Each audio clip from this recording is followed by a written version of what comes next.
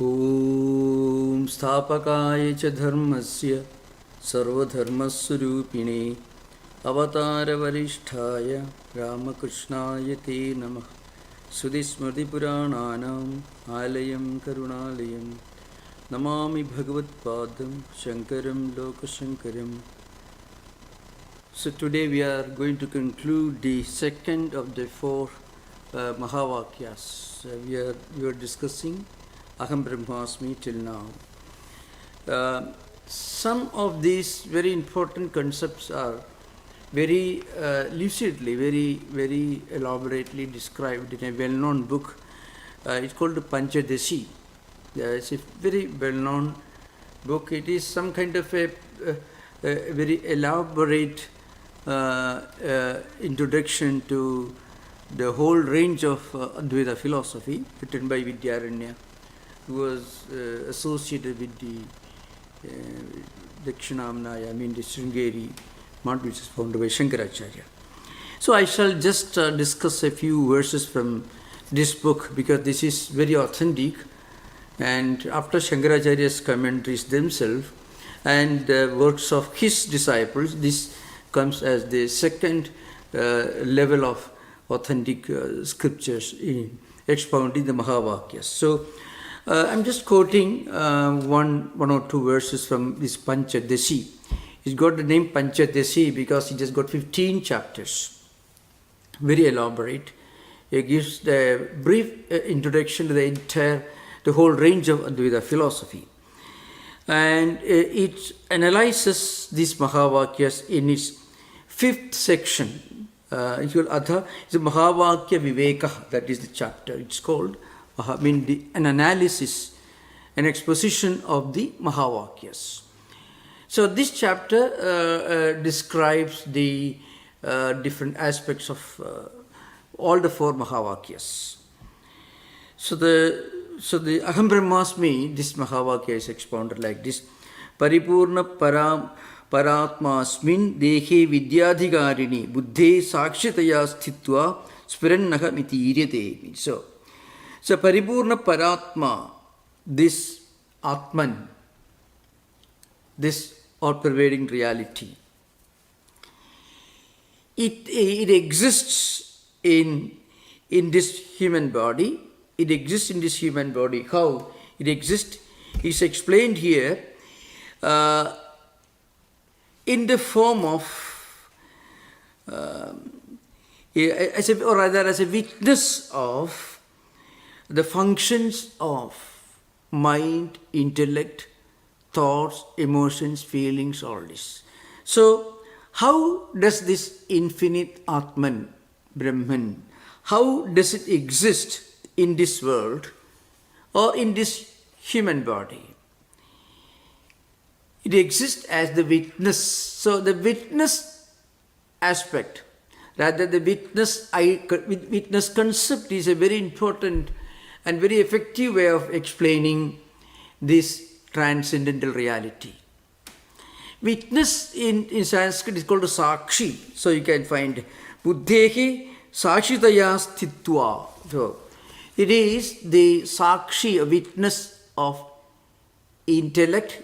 That's a literal translation, but intellect also includes, intellect means buddhi, or just the thinking faculty, or determinative faculty. It is called Nishchidatmikataya, so Nishchiyatmika. So that is the desiderative, Nishchiyatmika. Vritti. A vritti, or a mental system functioning as desiderative or determinative or as intellectual faculty. Now, many of us, when we read the English translations, we are very likely to commit an error. And often in translations, certain points, certain very vital points of philosophy cannot be clearly elaborated.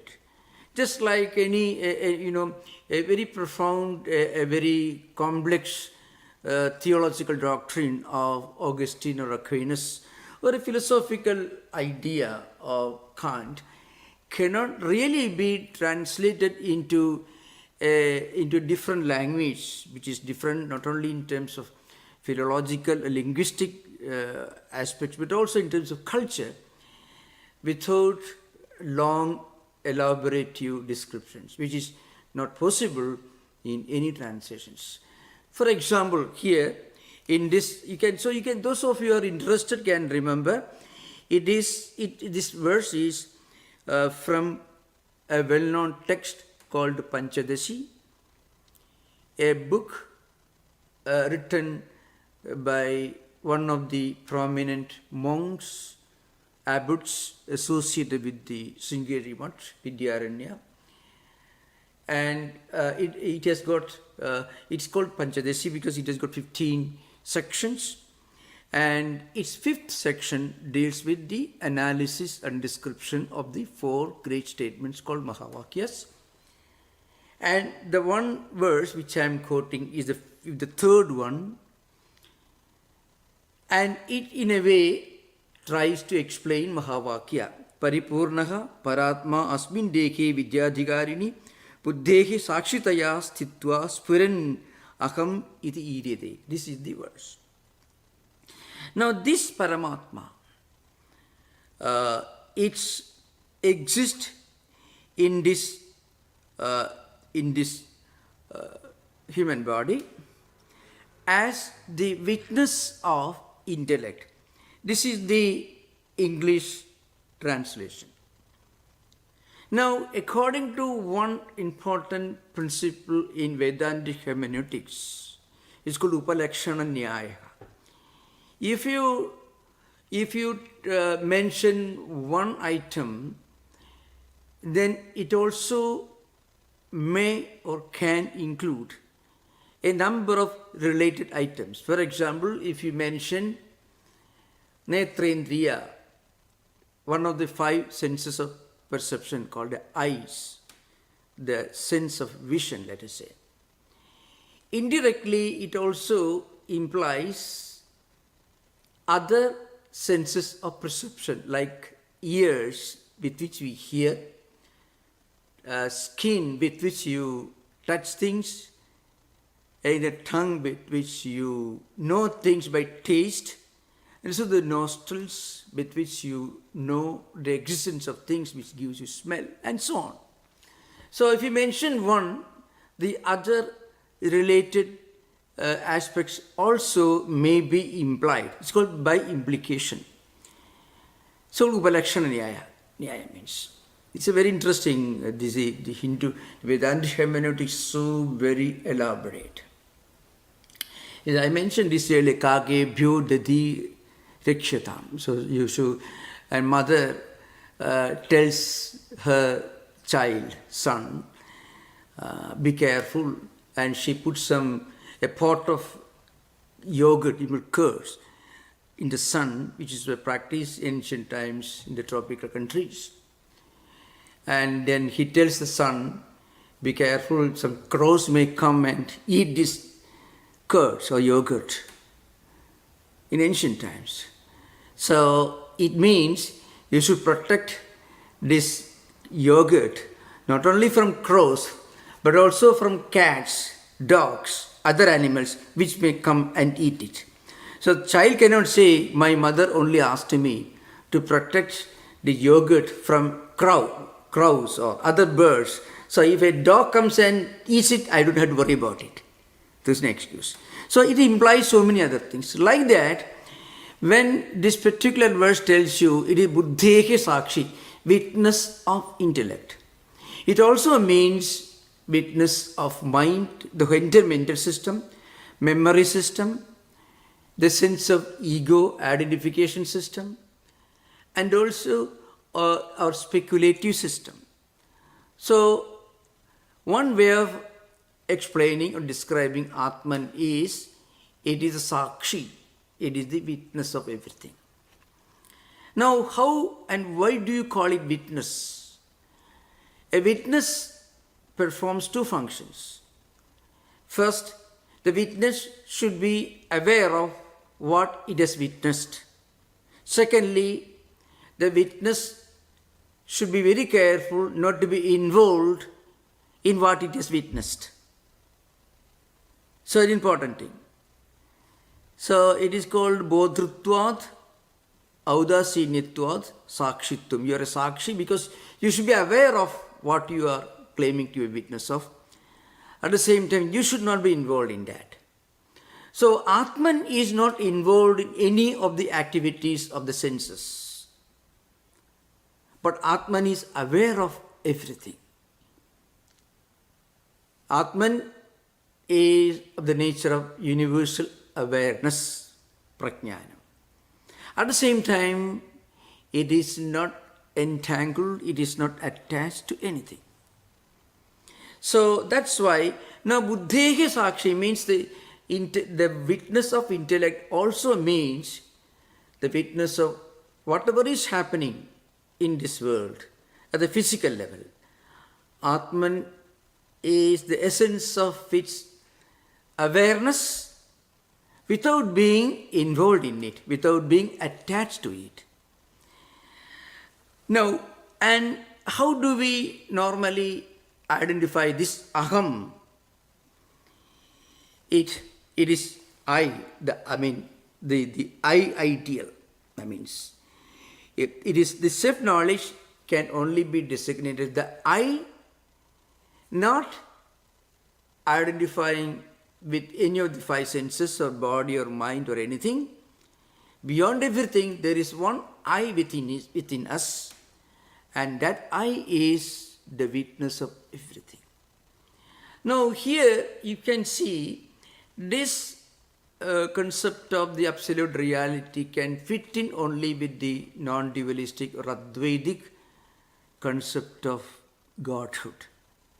In any monotheistic idea of God, a monotheistic God is not only a witness, but is also involved in everything that happens in the creation of which he is the responsible, he is the creator, of which he is the source. So God listens to our prayer, God punishes for our wrong deeds, God takes compassion on us, God creates this world. So all these ideas. Now remember, Vedanta never says these ideas are wrong. And that's an important point to remember. This is the main problem here. Very often people think that Advaita is so universal, so that the universality itself becomes a fanaticism. That's a very wrong idea. And some people raise this question in the comments. That's because they don't understand the point. Suppose you say that everyone should be compassionate, everyone should be good, and somebody tells you you're so fanatical in the idea, in the concept that everyone should be good. That itself becomes a fanaticism. So that's one way. I have found such comments in the comment boxes. It's all right, no problem. It's perfectly okay. But so you should remember, Advaita is not a fanatical idea because it never rejects, never says that any path is wrong. If you go to the nearby mountain in your neighborhood and see the grandeur of the mountains, the clouds, the sky, the river below, and if you say, well, this is the essence of everything, Vedanta will never tell you it is wrong. But there were many great men, especially in pantheistic literature, both in philosophy, like Emerson's philosophy, also in literature, like Wordsworth's poems and so on. Just some examples you can find. They identified the grandeur of phenomenal world, the mountains and rain, mountains and clouds and rivers and trees, as the manifestation of the Absolute. Nothing wrong in Vedanta, never say it's wrong. Vedanta says that there is still scope for your spiritual evolution. The reality never evolves, but our understanding of that reality, that evolves, that becomes more and more complete as we evolve. So, one important concept is that the absolute reality, Brahman, is a sakshi, is a witness. Why witness? Because witness implies awareness. Witness also implies non-involvement. That is audasinyatvat. So, in a court of law, after all, a witness should be able to clearly do the testimony. He should be aware of what happened, what he is trying to claim to be witness of. At the same time, he should not be involved. Then his words have no value. This is true in Vedanta also. So this is an important thing. And it continues, Sotapurna Paratmatra Brahma Shabdena Varnitaha Asmi idi Aikyaparamarshastena Brahma Bhavamiham. So, Aham Brahma Asmi. So, these are three words here.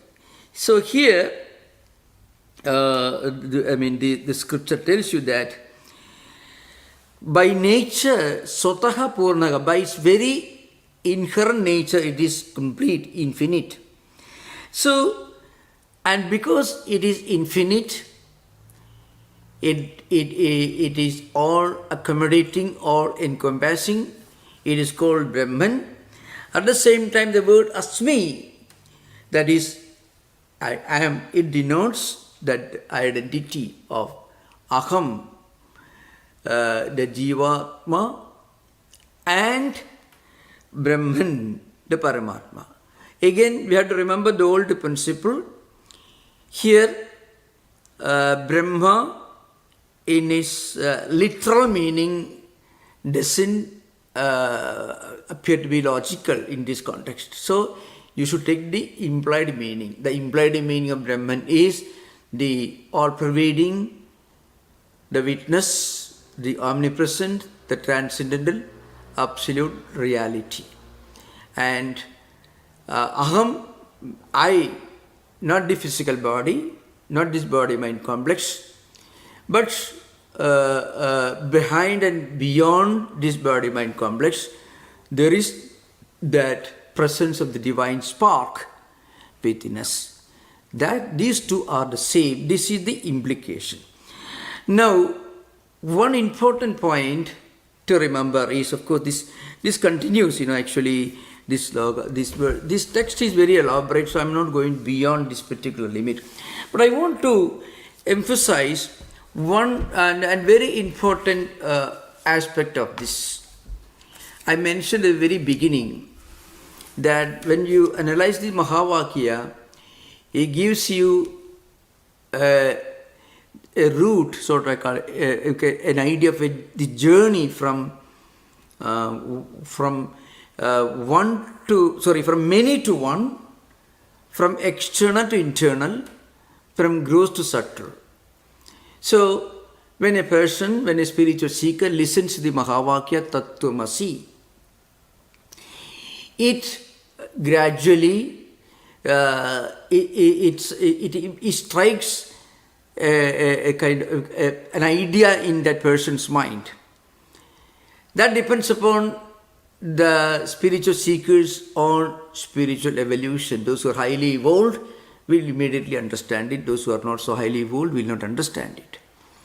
Now, how this journey takes place? This is mentioned in another very important book. The book is called Mandukya Karika or Gaudapada Karika. Mandukya Upanishad is a very short Upanishad, only 12 mantras. It is from Atharva Veda. It also contains one Mahavakya, Ayamatma Brahma. It's a important Mahavakya. It is in the Mandukya Upanishad. And it's a very short Upanishad, but it has got a very elaborate commentary in verses. So a commentary in verses is called the Karika, written by Gaudapada, who lived maybe 150 years before Shankaracharya. So there, this spiritual journey is clearly described. How we travel in the spiritual space from instruction, from intellectual instruction to inner experience. So it is Anadi Mayaya Supto Yada jiva prabuddhide ajam anidram aswapnam advaitam buddhide tada. This is the verse, those who are interested. You can keep in mind the 16th verse of Mandukya Karika or Gaudapada Karika. It has got two names because the author is Gaudapada, who was actually Shankaracharya's teacher's teacher, Guru's Guru. So it has got 4 sections, 4 chapters. And the first one is called Agama Prakarana. And in that first chapter, this comes as the 16th verse. And it's a very famous, well-known verse. Anadi Mayaya Suptaha. That's the first part. Means, we are all asleep in deep spiritual slumber. We are all sleeping. It is not physical sleep, but it is spiritual sleep. Now, somebody, one compassionate teacher comes and wakes us up. And at that time, we wake up. And then we realize that our true nature is that we are not a sleeping entity, we are an ever awake entity. We are the essence of awareness. So when we are sleeping, this Atman, that's the true nature, was manifesting in a particular manner. When we are dreaming, it manifests in a different manner. When we are in waking state, it again manifests in a different manner. At the same time, it has, by its own nature, no association with either waking, dream, or deep sleep states. It is beyond all this. It is Turiya. This fact is taught by a compassionate teacher. And Shankaracharya actually in his commentary gives a very powerful, very elaborate, very graphic description of how this awakening happens. And the teacher comes and tells you, Tattwamasi. In the commentary you find. Now, when a sleeping person hears this, what meaning does he make out of this? It depends upon his own spiritual evolution. I mentioned earlier that those who are highly evolved, who are endowed with sadhana, chadushta sambhati, sravana, manana, nididhyasana, etc., they will immediately realize the meaning of this instruction, Tattwamasi, and that realization takes the form of this inner realization, that is Aham Brahmasmi, I am Brahman. And those who are not so highly evolved and not so well equipped, not so fit, they will not understand it. They may need a lot of, the teacher will have to shake him, we have to guard him, we have to force him to wake up and sit up and listen. He may not be able to listen, or even listening also may not produce any effect on him. His commentary is very famous, so that's what I'm going to take. You can remember, if you are interested, you can remember the commentary on the 16th verse of the first chapter of Gaudapada Karika. The language is very beautiful. Those who know Sanskrit can enjoy the grandeur of it. Meanwhile, I'm sorry, now I suddenly remember that our regular moderator is away. Suddenly the idea came to me. Somehow I forgot that. I think I would have waited a little. Somehow we start the class. I'm sorry. It happens sometimes, Anyway, so he says, but still, suddenly I remembered just now. Okay, now the commentary is very important. Yoyam samsari jivaha. You see, just word. Yoyam yaha ayam samsari jivaha. What means? This jiva and this many individual soul. Samsari. Who is a samsari? Somebody who travels through this cycle, this wheel. And remember, If you are traveling along a wheel, you won't reach anywhere. A wheel has no beginning, no end. Or every point is beginning, middle and end for a circle, for a wheel. And who is this individual soul? He is traveling from birth, life, enjoying and suffering, getting old age, getting old, death, rebirth. Again, this cycle continues. The wheel goes on rotating. So, an individual soul is called a samsari. He is moving along this wheel. And then what happens? He is not only moving along with this wheel, because he is moving because he is sleeping. Means he is in a state of ignorance, darkness. So, sa ubhayalakshana tattva apradibodha rupena bijatmana anyatha grihana lakshanena cha anadigala pravruttena maya lakshanena swapnena mama ayam pida putroyam napta kshetram griham pashavaga ahamesham swami sukhi dukhi. So it continues like that. So kshidoham anena, vardidascha anena, etc. It's very interesting, very interesting. What it says is, so we all think, normally we identify ourselves as the son or daughter or mother or father or brother or sister, colleague or friends and so on. These are all our identities, depending upon our profession, our qualities, and the species that we may belong to, the characteristics that can be used to define our personality. So, Panja Shabda Pravritti means 5 ways of defining different living beings. I mean, Jadi, Guna, Dravya, Karma, Sambandha.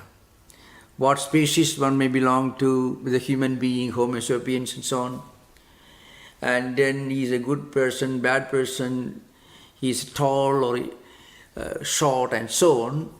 If it is not a human being, if it is a flower, you may call him white flower, yellow flower, green flower, blue flower and so on, or a picture.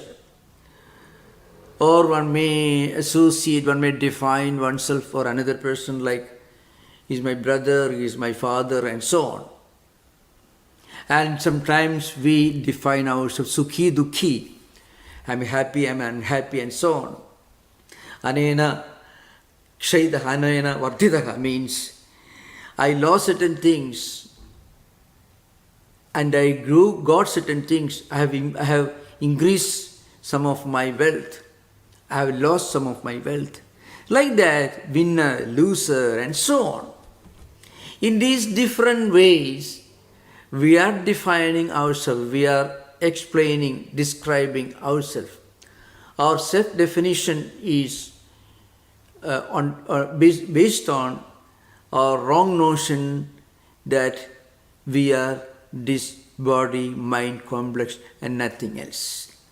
So all these definitions, all these possible definitions are built upon one foundation. What's the foundation? That is, we all think we are only the body, mind, complex, nothing else. So now, this what is the cause of this? The cause of this is ignorance. And how does that ignorance manifest? It's called Maya. So what does Maya do? Maya makes us forget what we are, and Maya makes us identify with something that we are not. So avarana vikshepa. The reality is hidden or covered, and when you are not seeing the rope, then you may think it is a snake. Because the real nature of the rope is covered because of our own memory, smriti rupa, because of adhyasa. So when we are not aware of our true nature, we identify with something that we actually are not, and we fail to understand what we actually are, or we fail to identify ourselves with what we actually are. This is called Maya. Now, what is actually Maya? If you understand the concept of Maya, it is very striking. This Maya is not some kind of an old Vedantic Sanskrit language, some term that's used by Sanskrit Pandits. I can give you an example. If we go to Disneyland or any such place, $50 you pay, 3 hours you spend. Now, there in 3 hours, you may be going through a lot of experiences. When we come out, then we realize it was all just a show. So there are powerful movies, for example, not these sensational movies that can, because they are such bogus, they are so, they are so unrealistic that even when you are seeing it, you know it's all bogus. You are not this. If it's somebody fighting and all, you know it never happens. But there are powerful movies, for example, when you see, you will forget that you are living in America, you will forget this is your name, you identify yourself with a great character. This could happen also when you read great works, great books, great plays. Also when you identify yourself with a great painting. In fact, Raphael and Da Vinci could do all the great things because they could forget themselves. They identified themselves with what they were painting.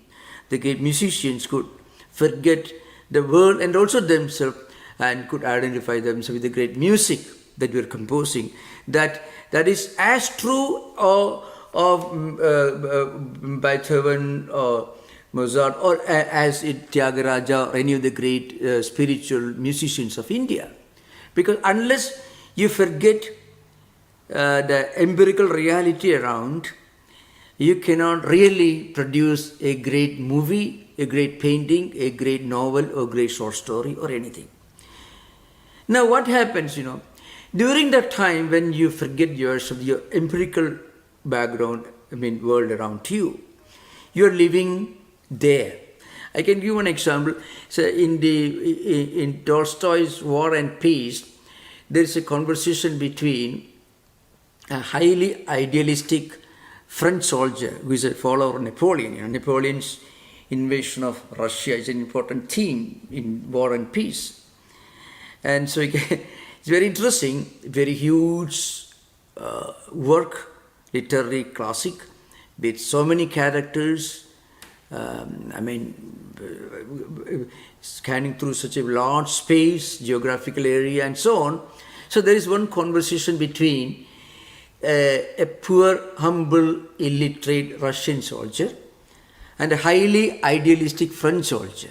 That was a time when French idealism was, just after the French Revolution, Napoleon became the dictator, and then you heard of Napoleonic Wars, his conquest. Finally, he turned against Russia, Napoleon's invasion of Russia, and his he was routed and he had to withdraw with great humiliation. He lost most of his soldiers, only 600,000 soldiers marched under Napoleon to Russia, and only less than 100,000 returned. It's a disaster, one of the great military disasters in world history.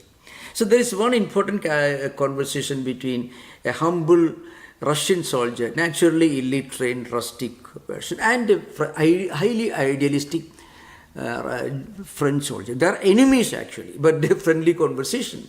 See, we are all equally victims of a system of these kings we are all pawns in their hands. You can find many such scenes in the great writings of novelists. You can find. So if you read that, you may forget everything else, you get absorbed because you identify yourself in the novel. Your friends and colleagues and relatives, yourself you will find in a great novel. A great novel is a great mirror that the author places right in front of your face. Now, it's a great example. For a short time, we forget our true nature. when we go to Disneyland, when you go watch a movie, 3 hours. Now suppose you extend the 3 hours, let's say, to 90 years. A movie that lasts for 90 years, that's all human life. So human life is not actually very different from a long movie. Instead of 3 hours, it lasts for 90 years. Not real. Because it begins somewhere, it ends somewhere. It doesn't last for long. So Maya is like that. Maya is really an endless, continuous movie. Pictures come and go. But pictures appear on a screen. The screen is real, but what you seem to see on the screen is unreal, is not a fact. But at the same time, we identify with what we see on the screen. Maya is like that. And how does this happen? The reality is hidden, avarana, and in its place something else is projected, vikshepa. That's why Maya lakshanena, swapnena. It's like a dream. So the Maya is like a dream. So instead of dreaming for a few hours every day as we do, our whole life is compared to dream. One may live for 90 years, it is a 90 years dream. Why do we call it dream? Because dream is not totally unreal. Dream has some connection with the real, but dream itself is not real. That's a fact. So, this Maya functions in this way. The whole human life is Maya. Now remember, there is something else here in the Bhashya. See, Mamayam pida putroyam napta kshetram griham pashava ahamesham swami sukhi dukhi aham. So he is my father, he is my son, and I am now happy, I am now unhappy, all these fields are mine, all these cows, cattle, animals are my property. I am happy, I am unhappy, and so on. Like that, all these identifications also are just like dreams, like movies, or movie experiences that we see. Why? Because they are not eternal. They have a beginning, they have an end. So this is the long sleep that Shankaracharya says. Anadi mayaya supto ida jiva prabuddhite. Anadi maya means this beginningless maya. Maya is called the beginningless. It doesn't mean that it is eternal. It really never begins. It has no reality.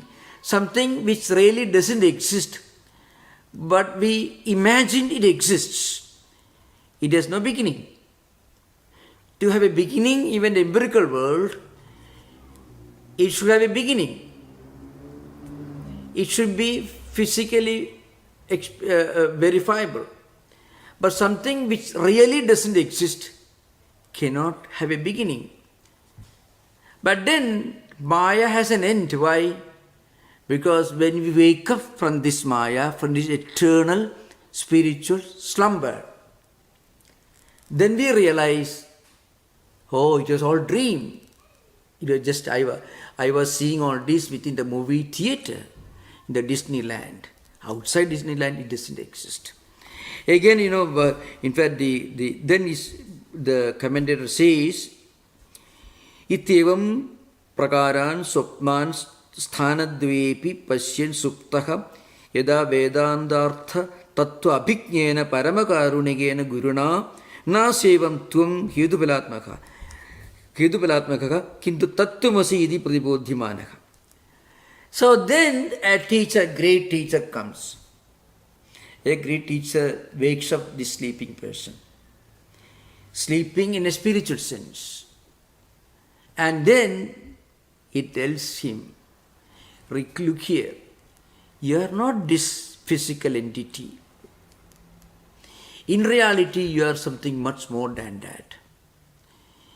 You are not this body-mind complex that is seeing this, that is experiencing this dream, or which are you experiencing already waking objects when you are in waking state. In reality, you are Tattwamasi. So that's it, this mentioned. Bhashikara says, the teacher comes and tells him, you are Tattwamasi. So, and then what happens? Katham nasmin bahyam abhyantaram va janmadi bhava vikaro asti. Actually, in reality, you are the birthless and deathless eternal reality. Now remember, it is a high, not a easy task. But I want to tell you one thing. Even an intellectual interest, if it is deep-rooted, can help us. If we can have this idea in mind and live in the world, it can give us a unique kind of spiritual common sense. When the business collapses, people lose their sleep, people even commit suicide because they think the money they lost is eternal. And also this condition of losing money or bankruptcy is eternal. They forget that the business may be revived after some time. They may again regain the lost money. They forget it because they impose permanence on something that is impermanent by its very nature.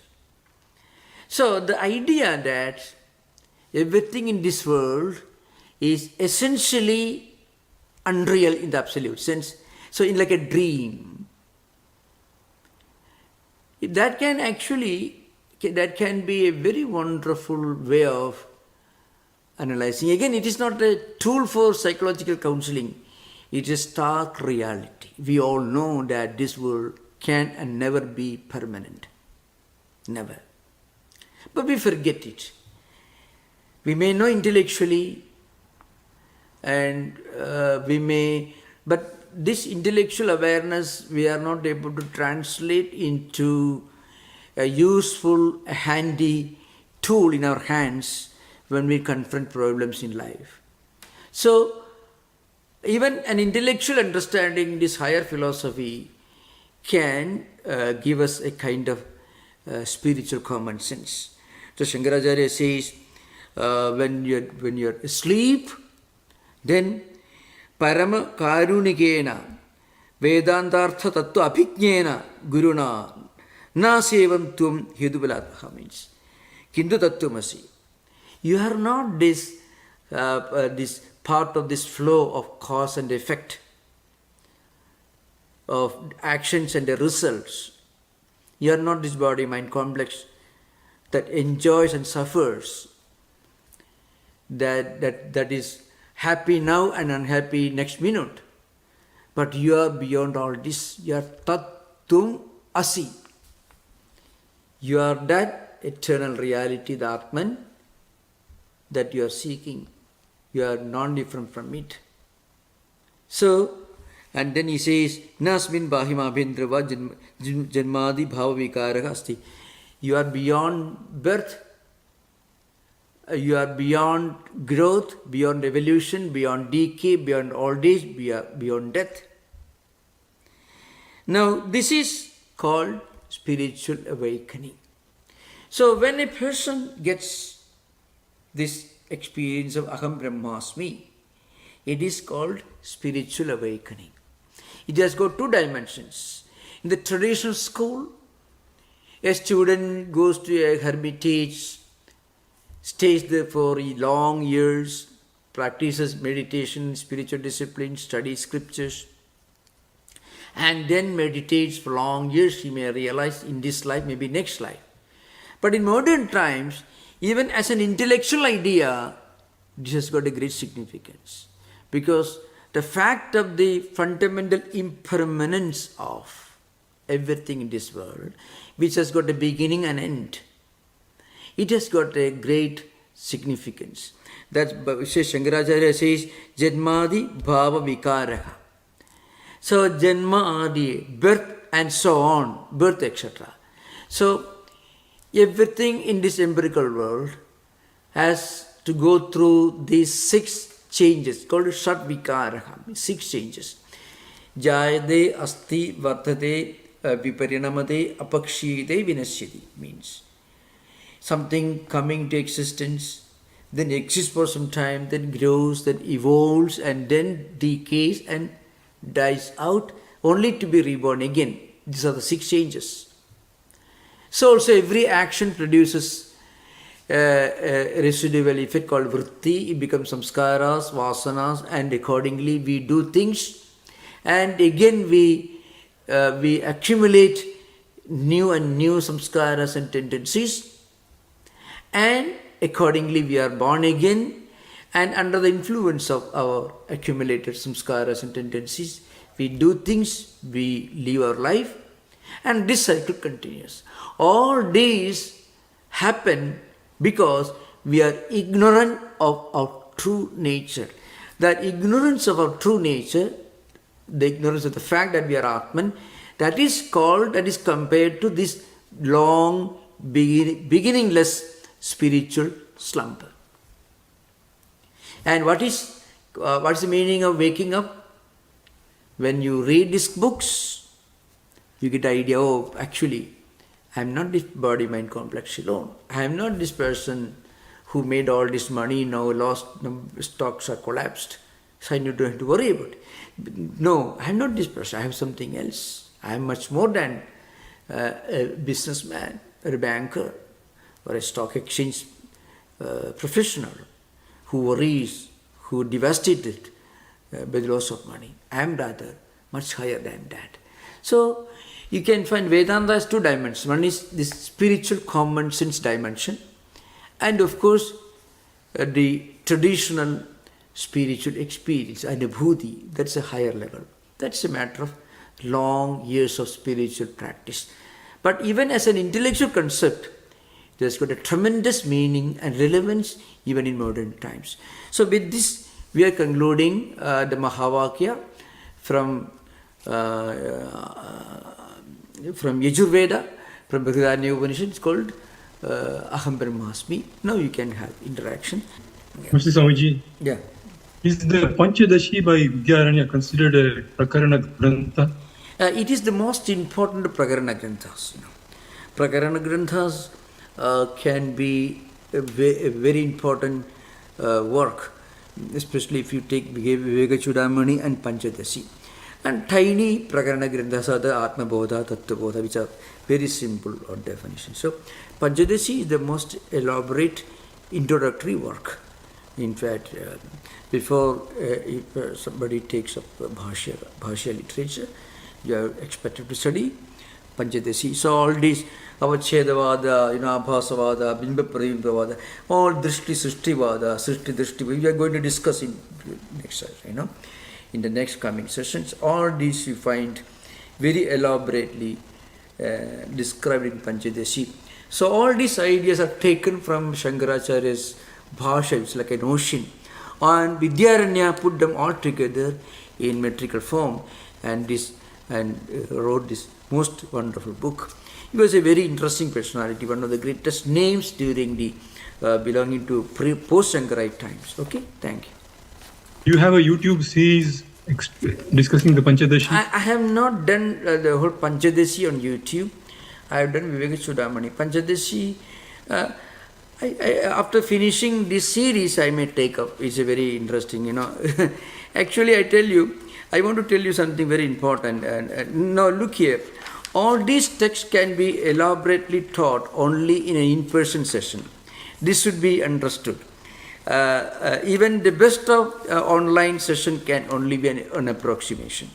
So it's a very elaborate, important work by a master Vedantin, master philosopher. Okay, thank you. Namaste, Maharaj. Namaste. My question is for more of a recap on one particular shloka in Bhagavad Gita. Yeah.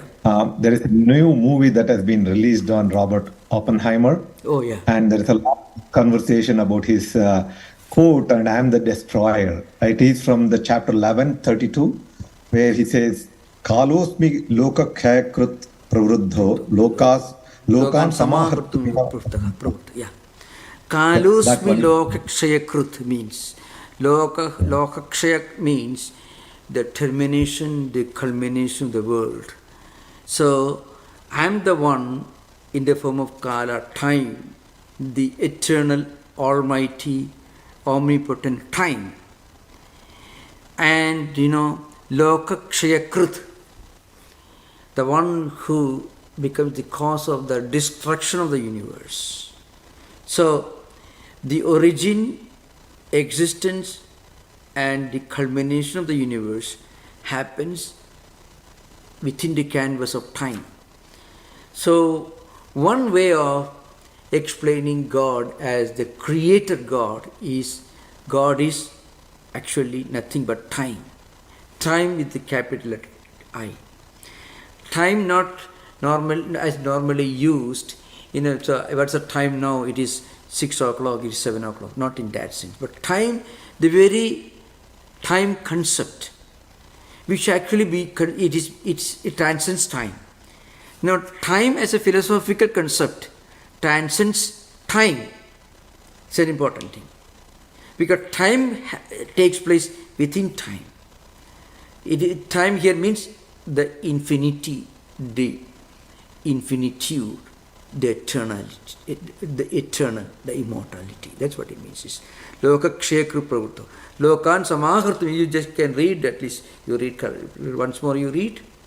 Kalosmi aham kalaha means Khayakrut vruddho lokan samahartumiha pravruttaha rutoki tvam na bhavishyanti sarve evavastithaha pratyanikeshu yodhaha. So actually, it is the sloka, four lines, it contains two aspects. One is Lord Krishna wants to make Arjuna understand that all these happenings in this world, including his obligation to fight evil persons who are trying to do harm to others. I mean, those soldiers who are actually assembled in front of him, whom he had to fight, and the act of fighting with them. All this happened within time. All these constitute the part of this infinite phenomenon. And the time consumes all this. All this happen within time. They are inevitable, invariable phenomena that happen in this world. So, and I am the one. So, I am actually the one who is responsible for all these to happen. It is not Arjuna, but I am as time. I, aham kalaha asmi. I as time. So remember, in Gita, wherever Lord Krishna uses the word I, first person I, he doesn't mean a particular monotheistic God concept at Krishna. That is the view of those certain schools of philosophy in India, Vaishnavites mostly, who, according to whom, Krishna is the one and only supreme God idea. That is the view of non-Advaitic, non-dualistic, mostly Vaishnavite philosophers. So I will never criticize their view because they're perfectly okay. From a higher Vedantic perspective, I here doesn't mean Krishna, the son of Vasudeva and Devaki. Rather, I, the eternal time, the all-pervading, the transcendental time concept. So everything happens within me. Within what? Within this time principle. So you don't have to worry about all these people who are assembled in front of you. There are armies in front of you, assembled in front of you. Yodha, all the soldiers are in front of you. So, I am the one who is responsible, who is involved behind this phenomena of origin, existence and culmination of everything in this world. I am also iha pravruttaha. And here also I am the one who is behind all this. So remember, the entire life, existence, all human actions are actually, are happening within me. I am the one behind all this. So, it's a higher concept. In other words, we are sitting here discussing Vedanta. This is also part of the eternal time concept. All this happen in time. So Arjuna was hesitating. Arjuna had a lot of confusion, doubts. How do I go about fighting this war? How can I fight with my relatives and others who are indulging in terrible evil activities? So as a soldier, as a person who was supposed to protect the women folk and children and helpless people, it was Arjuna's duty to fight and to defend these defenseless people. So Arjuna was doubtful. So you have to go back to the first chapter where Arjuna begins the dialogue, this Tvemam Sujanam Krishna Ayutsum Samavastam, etc. 28 verse of the first chapter. So Arjuna was totally confused. So how do I fight? How do I deal with them? So Krishna again and again repeats, don't hesitate, do your duty. It may be unpleasant. It may involve your quarreling or your fighting with those who are related to you. But as a soldier, it's your duty.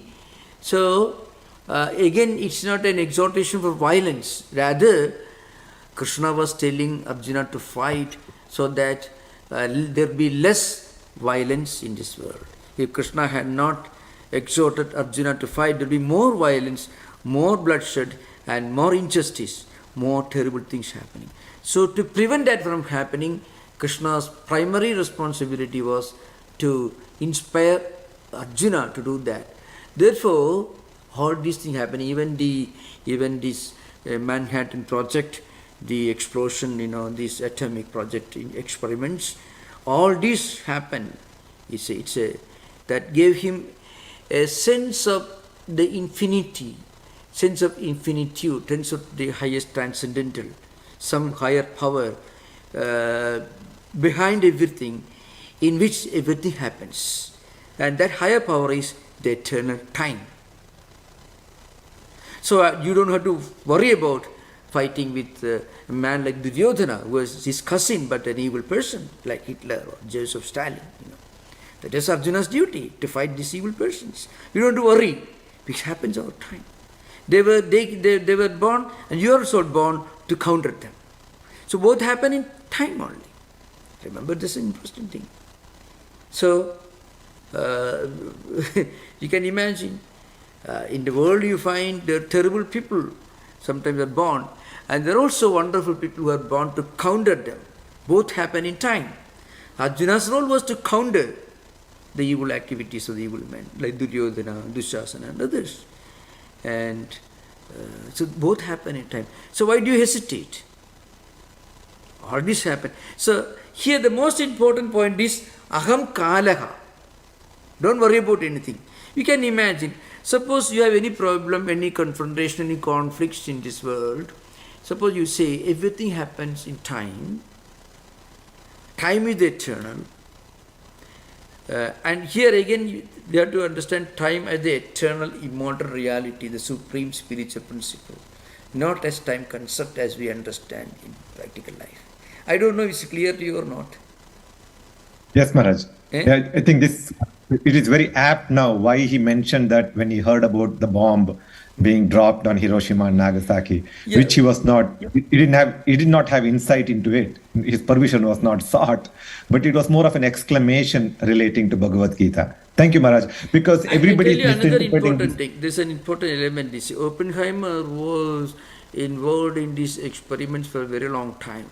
Suddenly he came upon something which gave him an idea of the eternal, the transcendental, the all-consuming, the all-accommodating phenomenon at the physical world. Remember, the explosion happens at the physical level. So, a vague idea of the supreme, eternal reality, he got at that moment. That's the meaning here. So it also shows there was something of a poet in him, because only a poet can relate that. He may have read the Gita, of course, but it's a. I remember, that happens to people who are highly imaginative, who look upon science as a quest for truth. In the process, he may have discovered this atomic explosion, which is certainly not very poetic, but still, in his infinite dimension, he gives an idea of the infinitude, the eternal, the all-consuming, the transcendental. That's the idea behind it. The transcendental. Thank you. That's the meaning of time here. Okay. Hello, Swami. I had one question, but in what you just said, another question occurred to me, which is, does that mean, well, two things. One is, is time with a capital T, is that the same as Brahman? Yeah, in fact, there are many metaphors used in Vedantic literature, like Sakshi, a witness, time also, Kala. Kala is also used like that. Kala means time. This not focus time like 2 o'clock, 3 o'clock, not that, but the very transcendental reality. Everything happens within time in that sense. Yeah. That's right. So that's right. Yeah. Kala is used, Sakshi is used, then Akasha is used, there are, anything that gives you a vague, approximate idea of the infinite. But infinite can never be expressed, cannot be defined. So all that you can do is to approach the infinite with the language of using the tools of some metaphors which somehow indicate the transcendental, the eternal, the immortal. And time is one such. So that's similar to when they say it's the ear of the ear or the eye of the eye in the Upanishads. I can't remember which one it is, but there's one that says the eye of the eye. That kind of metaphor too. Sotram, yeah. So the eye of the eye, ear of the ear. So behind the physical eye, there is a higher seer, the seer of the seer. So actually you cannot see the seer of the seer. That's what Vedanta in Brihadaranyaka Upanishad says. No one can see the seer of the seer, the hearer of the hearer. So there is one which is beyond empirical perception, but which is behind all empirical perception. It's beyond empirical perception, but which is behind empirical perception. You cannot see Atman, but the eyes cannot become the seer, or you cannot become a seer without the presence of Atman within. That's the real seer, and that seer you cannot objectify, you cannot understand using mind and senses of perception. This also mantra if comes in the Brihadaranyaka Upanishad. Yeah. So is that's the similar to the metaphor when Sri Ramakrishna talks about the salt doll, or the one when he tries to explain but he can't. Yeah, true. That's true. That's the same. Okay. All these great Vedantic ideas you find in Sri Ramakrishna's words, very simple, very straightforward, simple ideas. But the point is, unless we put things in a philosophical language, people will not take it seriously. You may for a spiritual seeker, these complex philosophical concepts are not necessary. But without these higher ideas really cannot exist, because you can imagine, if you read some very simple statements in the Bible, like the Sermon on the Mount, or maybe some parable, which are very profound, very simple. People won't be enough. You cannot have a Catholic church based on Sermon on the Mount and the parables alone. So it needs Augustine, Aquinas, and take a lot of elaborate, complex theories and many things like that. But Shankara's commentary is important because for the first time, philosophy came out of Vedic literature thanks to Shankaracharya. The work he did, you can understand only if you compare the situation during pre-Shankarite times. All these Vedic literature were conceived and interpreted to be just as instructions that meant to help you in performing rituals. That's all, you can imagine. And those rituals were meant for a small, tiny group of people. And Shankara brought this universal philosophy, which Vivekananda took to the Western world in 19th century. That's the idea behind. So Sri Ramakrishna needed a Vivekananda to make it philosophical. That's true. Otherwise, that's true. Otherwise, what will you... that is true. Actually, in a way, it's a fact. But we should also, we should be able to put things in a pot. The ocean should be condensed within a pot. The pot also should be emptied and becomes an ocean. Both are necessary.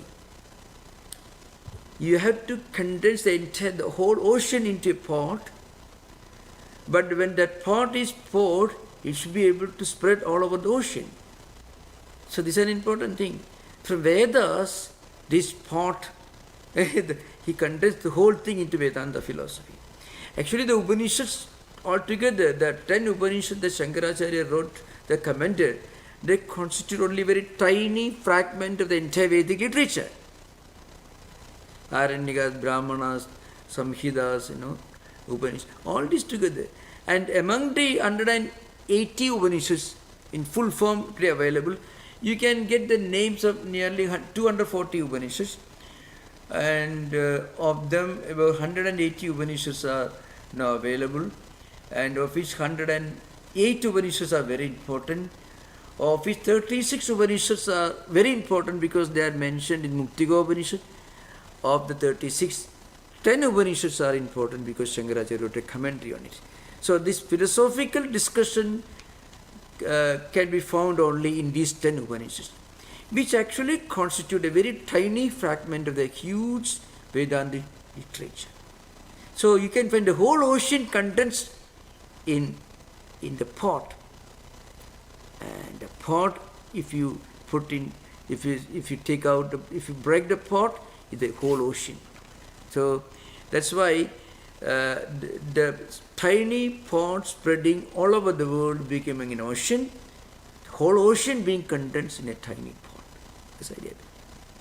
This is from a Sanskrit poetic expression I am taking it. Okay, thank you. Namaste, Swamiji. Namaste. Swamiji, I just wanted to ask you about this circle of life that you were referring to, and you said that the end is the beginning and the beginning is the end, and that we are in eternal bliss. Yeah. So my question to you is there really an end to this eternal bliss for one particular Atman, say that is me in this Janma? Am I going to find a liberation or salvation or whatever we call it, moksha? Or are we trying to say that there is absolutely no end to any Atma and it's just going to go on and on and on, and that is going to be the eternal bliss? So in that sense, would it mean that... Excuse me, you made a statement, then you take for granted that I agree with you. So please don't have that misunderstanding. So you make some statements and then having said so, as having agreed upon this, so I don't agree because many of these statements are not really agreeable to Vedanta. So begin with, I shall take up the the first important point you made, which is very valuable, thank you for the question. This cycle, that's very important. Now, what do you mean by this cycle? The point is this: so long as we are not aware of true nature, so long as we are ignorant of our true nature, so long as we imagine ourselves to this body-mind complex, suffering and enjoying, okay, we go on being born, living, dying, and again being reborn. This continues like a cycle. And then what happens? And along with that, we may also do a lot of good actions, lot of auspicious deeds. So these auspicious deeds may be meditation, may be helping somebody, karma yoga, jnana yoga, bhakti yoga, prayer, meditation, all these may one day prompt us to think, what's the meaning of life? That is how you begin your journey. That's how you are making your first attempt to come out of this we.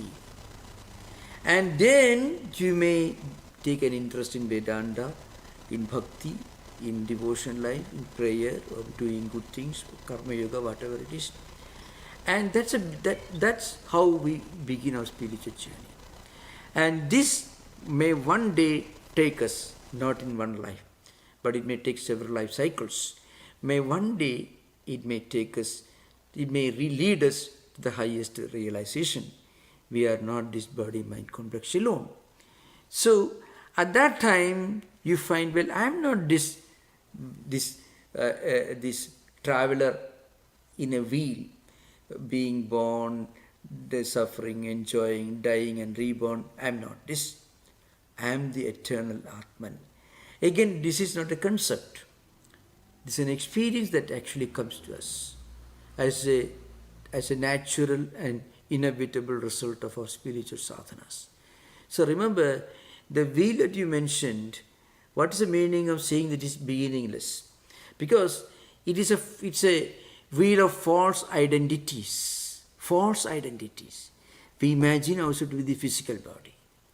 When we get sick, we think I'm sick because I define myself as the physical body. Otherwise, you don't think you're sick. Sukhi, dukhi, I'm happy, unhappy, and so on. But as a result of long spiritual practices, taking several life cycles, one day you may realize, in one life you may realize that, well, I'm not the physical body. So it doesn't come as an intellectual conviction. It comes in the form of a natural inner feeling. It's not an intellectual conviction or anything. Natural feeling. It's an experience. And then you don't think of anything in the previous. Now you can actually realize this idea behind. So this is an important thing.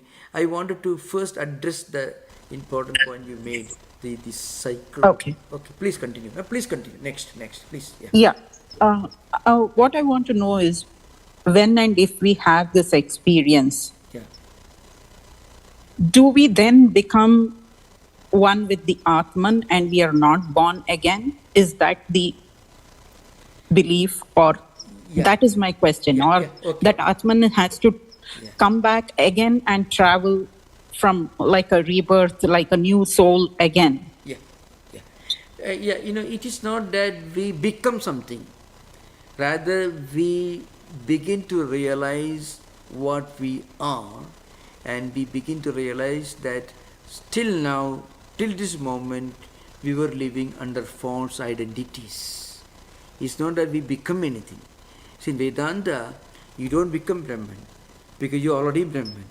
But you have yourself, you have created this veil, this Maya. It is due to ignorance. So when you remove the outer cover, the act of removing the outer cover doesn't give you anything new. It only makes you understand what is behind the veil, behind the curtain. When you remove the curtain, you don't get anything new. You only realize what was already there in the curtain. Similarly, when the curtain of Maya is gone, the curtain of ignorance is gone, then what happens is we realize what we actually are, Brahman. We don't become anything. Of course, in Vedantic literature you find Brahmavid, Brahmaiva Bhavati, etc. These are words used. So, very often the English translations may not convey the whole meaning of it. We realize that what we thought till now with body-mind complex, it's a wrong perception, and in reality, we are the Atman. So you don't gain anything, you don't become anything, you only discover the reality To that realize already what we are. In this birth, if we really do discover who we are, Yeah. are we going to still have a next birth is my question. No. Once we understand that, we will have no more birth. Because we realize we are actually not this physical body that's being born again. From that moment onwards, you are freed from this cycle of life, death and rebirth. That moment. Yeah. Okay, thank you, Swami. That's important. You call Jivan Mukta state means somebody who's liberated even while living. Yeah. So it's a little puzzling to me when you say that, because then does that mean that when all the souls in this universe do realize and discover who they are, that is going to be the end of the universe? No, that's not, in fact, that's not the end of the universe. Actually, the universe, see, that very question won't arise because right now we are trying to intellectually analyze something that is actually beyond intellectual analysis. To give an example, if you really start practicing some spiritual disciplines today, you find tomorrow or after some days, your whole thinking process will be different. So very often in Vedanta scriptures insist that the reality is beyond intellectual analysis. Before we start climbing the steps, we are trying to analyze how it will look when we reach the top of the mountain. But we are right now at the bottom of the mountain. We have not even started climbing. So when you take the first few steps, you find our mind will be different. Our mind will not be asking these questions. We are asking these questions now because we have not even started the journey. This is important. That's in Vedanta. As you really practice some spiritual discipline, let us say karma yoga. That's what in all spiritual literature give this karma yoga. If possible, you can go to a temple or any place of worship depending upon your tradition and pray, that is good. And also along with doing something good, you find when we do some noble, unselfish karma yoga, or when we sincerely start praying, you find our mind also undergoes a change. The questions that we are asking now, we will not be asking once we begin our journey. And then when you look back, you think, oh, these questions have no meaning right now. So, questions are never answered in spiritual life. The questions cease to be questions. We won't be asking these questions when we actually start spiritual life. It's important. Okay, Yeah. sir. Yeah. Okay, thank you. Thank you. Is it clear Namaste. to you? Is it clear to you? Not very clear. I shall As try- you I shall say, I make one think more- I'm I still shall make one more standing effort. at the Please bottom remember. of the steps. Okay, one more effort I shall make. Suppose you're climbing a flight of steps. Let's say. This is 100 steps. Right now you are not even started climbing the first. We have not started climbing at all. You climb the first 10 steps. Then the way you see the whole flight of steps will be different from the way you saw before you actually started climbing the steps. When you reach 50 steps, it will be different. In spiritual life, when we take the first few steps, What are the first few steps? Karma yoga, practicing unselfishness in doing whatever we are doing, prayer, meditation, all this bhakti yoga, any of the spiritual disciplines. When we do that, our mind will be asking a different kind of questions, not the question that we ask before even we start the journey. Okay. That's an important thing. The earlier questions get self-destroyed. There are no more questions. You won't be asking those questions. A child who is walking along with his father, grandfather in the markets, he'll be asking the grandfather to buy the chocolates, things like that. When the child becomes a young man or middle-aged person, he'll be looking for something different in the markets. When he becomes old himself, he'll be looking for something different. It doesn't mean that he was a fool when he asked for toys when he was a little kid. But those questions, those things have no value when he becomes a middle-aged person. In spiritual life, also this happens. Okay, thank you. I understand. Thank you. Thank you. Thank you. Thank you. Namaste. Namaste. Swami, that reminds me, that interaction reminds me of what you said, how much you need to be in person to learn these things. That concept is so difficult that she was asking, that being in person is so helpful. What you said is so true. My last question is just a brief one. Is why is this called? Why is the Panchadasi not called something more poetic, like the Mahavakya Chudamani or something? You know, we have all these poetic names of writings, but this one almost seems like, oh, I couldn't think of a name, so I'm just going to call it 15. In fact, this fifth section is called the fifth prakarana. It is called Mahavakya Viveka, means an analytical study or an analysis or a study of Mahavakyas. It's only fifth prakarana, fifth one.